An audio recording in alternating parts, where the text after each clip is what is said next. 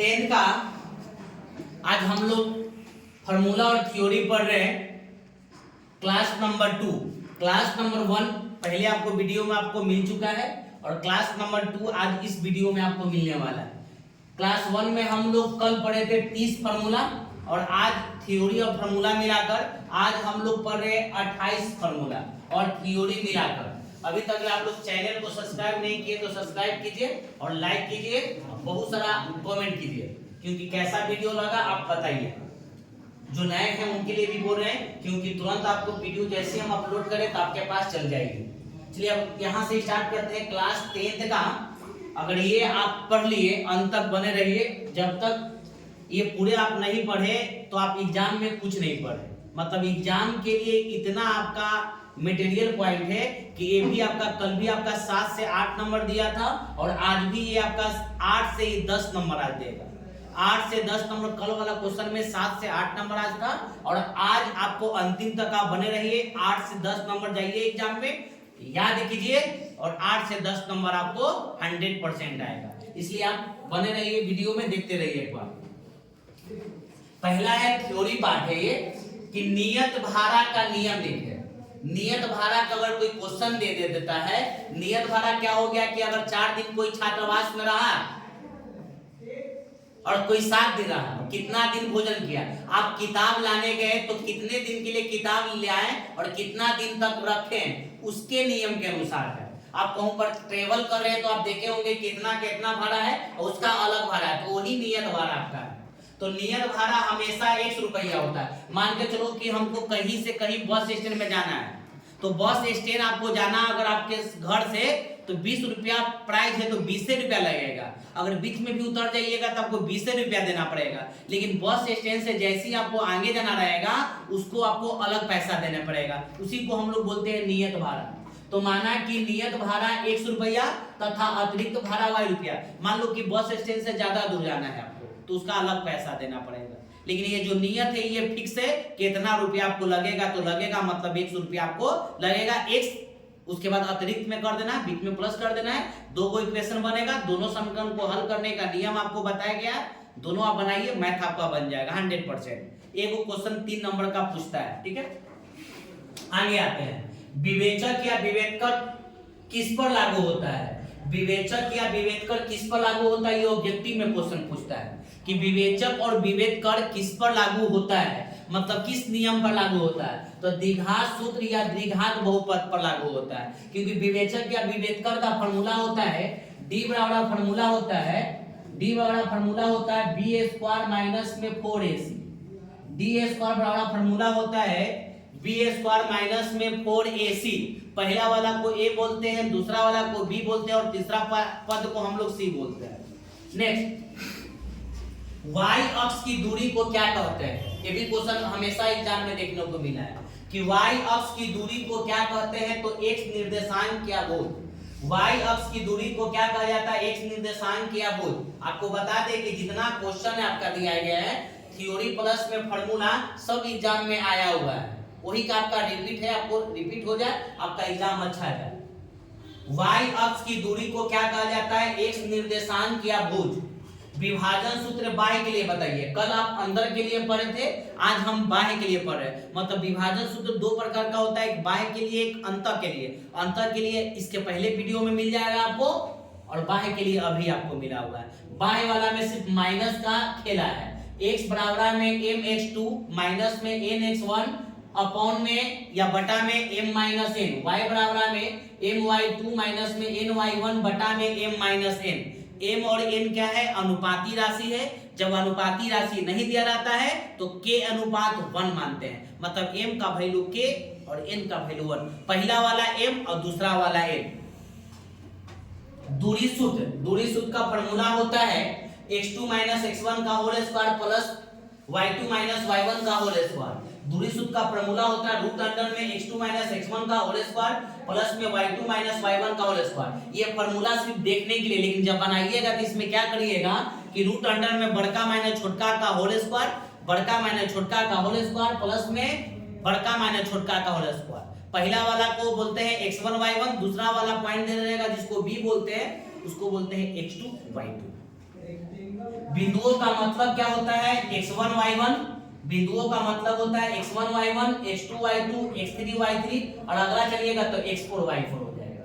आगे आते हैं a प्लस बी प्लस सी का होल स्क्वायर, तो फॉर्मूला होता है a square plus b square plus c square plus में 2ab प्लस में 2bc प्लस में 2ca।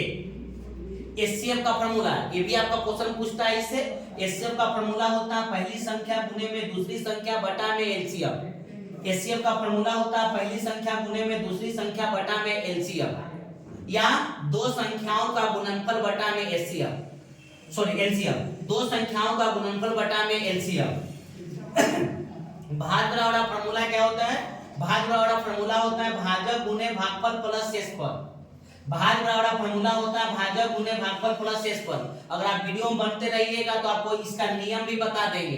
बहुत लोग लेकिन के आपका बहुपद में पोलिनोमियल जो टॉपिक है उसमें बहुत लोग को भागा देने नहीं आता है कि किस तरह से हम आपको भागा दें, तो उसका भी नियम मेरे पास है, उसका भी हम आपको जिस दिन बनाएंगे उस दिन वीडियो में हम आपको डाल देंगे। अल्फा स्क्वायर प्लस में बीटा स्क्वायर, इससे भी आपका 2 नंबर का क्वेश्चन पूछेगा। अल्फा स्क्वायर प्लस में बीटा स्क्वायर, फॉर्मूला होता है अल्फा प्लस बीटा का होल स्क्वायर माइनस में 2 alpha into beta. Alpha square plus में बीटा स्क्वायर का फॉर्मूला होता है अल्फा प्लस बीटा का होल स्क्वायर माइनस में 2 अल्फा इनटू बीटा। इसका फॉर्मूला कैसे पूछता है, ध्यान दीजिएगा question, 1 by alpha plus 1 by beta, या कभी कभी आपको इस तरह का पूछेगा अल्फा बटा में बीटा प्लस में बीटा बटा में अल्फा। तो कुछ नहीं करना भाई, दोनों ये वाला पॉइंट को बता रहा हूं, इन दोनों का आपको एलसीएम ले लेना, तो दोनों अलग अलग है, तो अल्फा इंटू बीटा हो जाएगा, अल्फा इंटू बीटा, फिर बीटा से बीटा कट जाएगा, क्या बचेगा अल्फा, फिर यहाँ भी अल्फा अल्फा है, तो कुत्ता में कुत्ता से गुना करेंगे कुत्ता स्क्वायर होता है, गधा में गधा से गुना करेंगे गधा स्क्वायर, जैसे में ए में ए से गुना करते हैं तो ए स्क्वायर, तो अल्फा में अल्फा से गुना करेंगे बेटा अल्फा स्क्वायर हो जाएगा, बीच में प्लस का चिन्ह, अल्फा से अल्फा कट जाएगा, बीटा बचेगा, बीटा में बीटा से गुना करेंगे बीटा स्क्वायर। लेकिन यहां तक जानता है, लेकिन अल्फा स्क्वायर प्लस में बीटा स्क्वायर का फार्मूले नहीं जानता है, उससे मैथ नहीं बनता। तो अल्फा स्क्वायर प्लस में बीटा स्क्वायर का फार्मूला यहां पर लिखा हुआ है, ध्यान दीजिए, अल्फा प्लस बीटा का होल स्क्वायर माइनस में 2 अल्फा इनटू बीटा। माध्य बराबर फार्मूला होता है सिग्मा fx बटा में सिग्मा x। माध्य बराबर फार्मूला होता है सिग्मा fx बटा में सिग्मा f। देखिए प्लस और माइनस किस चतुर्थांश में आता है, ये भी आपका ऑब्जेक्टिव में 1 नंबर का पूछता है। पहले प्लस है उसके बाद माइनस है, प्लस माइनस किस चतुर्थांश में आता है, चतुर्थांश, मतलब चौथा में आता है। विरोधी हल निकालने का शर्त बताइए, विरोधी हल का इससे भी आपका 2 नंबर क्वेश्चन पूछता है कि विरोधी हल निकालने के सूत्र पर आधारित है, या विरोधी हल किसे कहते हैं, या विरोधी हल द्वारा हल करें। तो विरोधी हल का फॉर्मूला होता है a1 by a2 बराबर b1 by b2 not equal to c1 by c2, मतलब 2 को बराबर होगा, तीसरा पार्ट बराबर नहीं होगा। नेक्स्ट a प्लस b का whole cube, a plus b का होल क्यूब का फॉर्मूला होता है a क्यूब प्लस में b क्यूब। कल ही क्वेश्चन था, आज भी क्वेश्चन है, a प्लस b का क्या होल क्यूब, सिर्फ अंतर क्या था कि a क्यूब प्लस में b क्यूब कल था, a प्लस b का होल क्यूब है, दोनों एक ही है। a प्लस b का होल क्यूब फॉर्मूला होता है a cube plus b cube plus 3ab, a cube plus b cube plus 3ab into में a प्लस b, इनटू में a प्लस b। द्विघात बहुपद का फॉर्मूला होता है, इससे भी आपका क्वेश्चन पूछता है।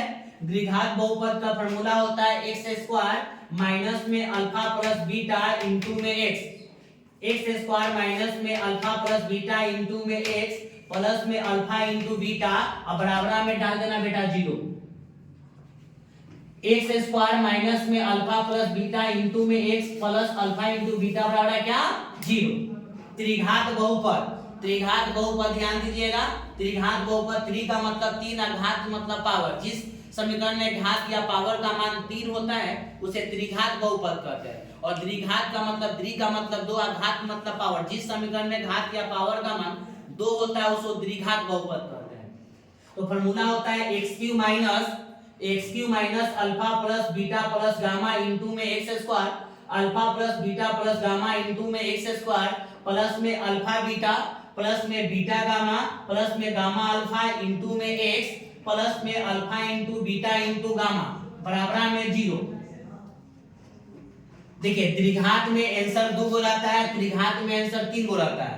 द्वि का मतलब 2, आंसर 2 गो आएगा, और त्रि का मतलब 3 गो, आंसर 3 गो आएगा। तो द्विघात में देखिए अल्फा बीटा दिया हुआ है, 2 आंसर है।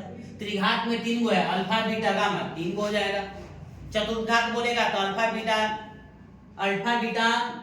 बीटा डेल्टा एगो गामा हो जाता है, अल्फा बीटा गामा एगो डेल्टा हो जाएगा। आपका 4 गो होगा तो चतुर्थघात बहुपद करेंगे।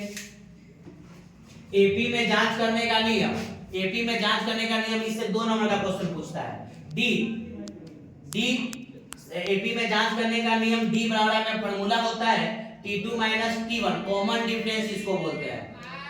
दो संख्याओं के बीच में जो डिस्टेंस रहता है उसी को हम लोग कॉमन डिफरेंस कहते हैं। तो डी बराबर फॉर्मूला होता है T2 - T1 बराबर T3 माइनस में T2 बराबर में T4 माइनस में T3। अब आते हैं अर्धवृत्त का क्षेत्रफल पाई r स्क्वायर बाय 2, अर्धवृत्त का क्षेत्रफल पाई r स्क्वायर बटा में 2। त्रिज्यखंड का क्षेत्रफल का फॉर्मूला होता है theta by 360 pi r square. त्रिज्यखंड का क्षेत्रफल का फॉर्मूला होता है theta by 360 pi r square. tn को बोलते हैं nवां पद या अंतिम पद। देखो इधर tn या तो l या तो an, tn या l या an, इसको नाम है अंतिम पद। अंतिम पद या इसको बोलते हैं nवां पद, अंतिम पद या तो nवां पद बोलते हैं। तो tn बराबर फॉर्मूला होता है a plus n minus 1 into में d, a प्लस में n minus 1 into d। a क्या है? प्रथम पद है, n क्या है? संख्या है, और d क्या है? Common difference. सार बनकर आयत का क्षेत्रफल लंबाई गुने चौड़ाई, आयत का क्षेत्रफल लंबाई गुने चौड़ाई क्षेत्रमिति में क्वेश्चन है, इस पर बनता है। घनाभ का वक्र पृष्ठीय क्षेत्रफल, घनाभ का वक्र पृष्ठीय क्षेत्रफल तो 2 इंटू में l प्लस b इंटू में h, 2 इंटू में l प्लस b इंटू में h, 2 इंटू में l प्लस b इंटू में h। बेलन का संपूर्ण पृष्ठीय क्षेत्रफल, बेलन का संपूर्ण पृष्ठीय क्षेत्रफल का फॉर्मूला होता है 2 पाई r इंटू में r प्लस h या h प्लस r। बेलन का संपूर्ण पृष्ठीय क्षेत्रफल 2 पाई r इंटू में r प्लस h या h प्लस r।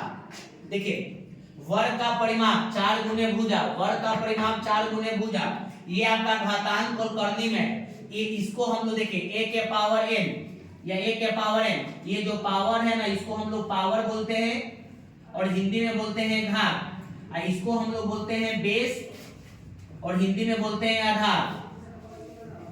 देखिए इन दोनों का बेस जब सेम हो और पावर अलग अलग हो तो जोड़ देते हैं। ये आपका cos थीटा, cos थीटा का फॉर्मूला हो गया आधार बटा में कौन, आधार बटा में कौन 1 बटा में sec थीटा या रूट अंडर में 1 माइनस में sin square theta, root under में 1 माइनस में क्या sin स्क्वायर क्या थीटा। आगे आते हैं शंकु का वक्र पृष्ठीय क्षेत्रफल, शंकु का वक्र पृष्ठीय क्षेत्रफल पाई r n, शंकु का वक्र पृष्ठीय क्षेत्रफल पाई r n, अर्धवृत्त का क्षेत्रफल पाई r स्क्वायर बाय 2, अर्धवृत्त का क्षेत्रफल पाई r स्क्वायर क्या 2। क्लियर है? समझ में आ गई? कोई डाउट है?